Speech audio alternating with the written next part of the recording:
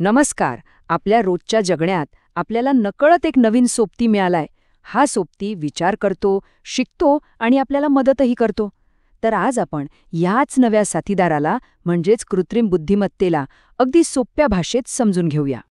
जरा आठवण बघा, आज सकाळी असं झालं का की घराबाहेर पडण्याआधीच मोबाईलवर सूचना आली, आज पाऊस पडण्याची शक्यता आहे. हे कसं काय घडलं असेल? किंवा मग असं काहीतरी गाडी चालवताय आणि गुगल मॅप्स एकदम अचूकपणे सांगताय, आता डावीकडे वळा. सगळी गर्दी टाळून आपल्याला बरोबर रस्त्याला कोण लावतं? आणि हे तर हमखास झालं असेल. कुटुंबाचा फोटो काढतोय आणि सगळेजण हसल्यावरच कॅमेऱ्याने आपोआप क्लिक केलं. कॅमेराला हे कसं कळलं की सगळे हसतायत? तर या सगळ्या प्रश्नांचं उत्तर आहे फक्त एक.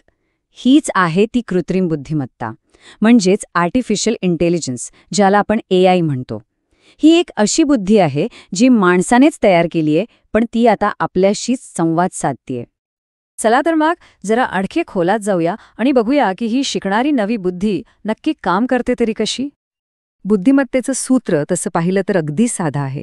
भरपूर माहिती गोळा करायची, त्यातून शिकायचं आणि मग योग्य निर्णय घ्यायचा. आपण नाही का काळे ढग बघून म्हणतो, अरे पाऊस येणार वाटतं.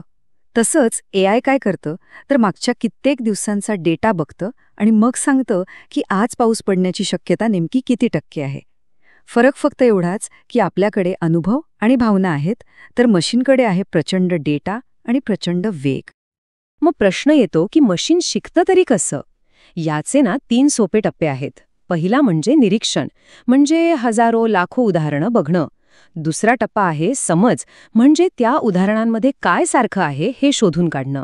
आणि तिसरा, सगळ्यात महत्त्वाचा टप्पा म्हणजे निर्णय. या सगळ्या माहितीच्या आधारावर पुढचं योग्य उत्तर काय असेल हे ठरवणं. याच प्रक्रियेला म्हणतात मशीन लर्निंग. एक उदाहरण घेऊ. समजा एका AIला आपण मांजर आणि कुत्र्याचे हजारो फोटोज दाखवले. ते पाहून पाहून ते शिकतं. आणि मग जेव्हा त्याला एक पूर्णपणे नवीन फोटो दाखवला जातो, तेव्हा ते एकदम बरोबर ओळखतं की हा फोटो मांजराचा आहे की कुत्र्याचा. हे अगदी लहान मुलाचे शिकण्यासारखंच आहे, नाही का? पण फक्त खूप मोठ्या आणि वेगवान प्रमाणात. AIमध्ये सुद्धा वेगवेगळे प्रकार आहेत बरं का. एक आहे नॅरो AI, जे फक्त एकच काम एकदम उत्तम करतं. उदाहरणार्थ आपलं गुगल ट्रान्सलेट. मग येतं जनरल AI, जे माणसासारखा विचार करण्याच्या पातळीवर पोहोचायचा प्रयत्न करते, पण त्यावर अजूनही संशोधन सुरू आहे. आणि तिसरा प्रकार आहे जनरेटिव्ह AI. हा तर काहीतरी नवीनच तयार करतो, जसं की ChatGPT, जे कविता लिहितं किंवा चित्र काढतं. आता एक नजर टाकूया की ही नवी बुद्धिमत्ता आपल्या आयुष्यात नक्की कुठे कुठे पोहोचली आहे. बघा, घरात अलेक्सा आपली आवडती गाणी लावतं, तर हातातलं स्मार्टवॉच आपल्या हृदयाची गती मोजून आरोग्यावर लक्ष ठेवतं. इतकाच नाही तर शेतीत किसान GPT शेतकऱ्यांना हवामानाचा अंदाज देतं, मुलांच्या शिक्षणात ChatGPT मदत करतं आणि बँकेतलं फ्रॉड डिटेक्शन आपले पैसे सुरक्षित ठेवतं. म्हणजे AI आता फक्त एक तंत्रज्ञान नाहीये, तर आपल्या जगण्याचा एक अविभाज्य भाग बनला आहे. पुण्यातील शिक्षिका शांताताईंचं हे उदाहरण खूप छान आहे. त्या ChatGPT वापरून मुलांसाठी धड्यांचे नियोजन करतात, प्रश्नपत्रिका बनवतात. त्या काय म्हणतात माहितीये? त्या म्हणतात, AIमुळे माझं काम कमी नाही झालं, उलट आता मला मुलांवर जास्त लक्ष द्यायला वेळ मिळतो, ज्यामुळे माझं काम आता अधिक मोलाचं झालं आहे. AIचा हा प्रवास काही एका रात्रीत झालेला नाहीये. ह्याची सुरुवात झाली होती 1950 मध्ये, जेव्हा ॲलन ट्युरिंग यांनी प्रश्न विचारला, मशीन विचार करू शकतं का? तिथपासून सुरू झालेला हा प्रवास बुद्धिबळात माणसाला हरवणं, मग आपल्या फोनमध्ये सिरी आणि गुगल असिस्टंट येणं आणि आता आपल्याशी थेट बोलणाऱ्या ChatGPTपर्यंत येऊन पोचला आहे. हा तब्बल 70 वर्षांचा मोठा प्रवास आहे. पण प्रत्येक नव्या शक्तिशाली तंत्रज्ञानासोबत एक प्रश्न उभा राहतोच. हा आपला मित्र आहे की धोका? आणि यात आपली जबाबदारी काय?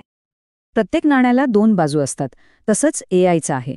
एका बाजूला त्याचे फायदे आहेत, जसं की आपला वेळ वाचतो, निर्णय घ्यायला मदत होते, तर दुसऱ्या बाजूला काही धोकेही आहेत, जसं की चुकीची माहिती पसरू शकते, आपल्या गोपनीयतेचा प्रश्न निर्माण होऊ शकतो आणि नोकऱ्यांच्या स्वरूपात बदल होऊ शकतो. तर यातला सगळ्यात महत्त्वाचा मुद्दा हा आहे की नियंत्रण AIकडे नाहीये, ते आपल्या हातात आहे. AI हे एक साधन आहे, एक हत्यार आहे. त्याचा वापर कसा करायचा हे ठरवणारे आपण आहोत. ते आपल्याला माहिती नक्की देऊ शकतं, पण शेवटचा निर्णय तो तर आपल्यालाच घ्यायचा आहे. आणि हा विचार आपण सगळ्यांनी नेहमी लक्षात ठेवायला हवा.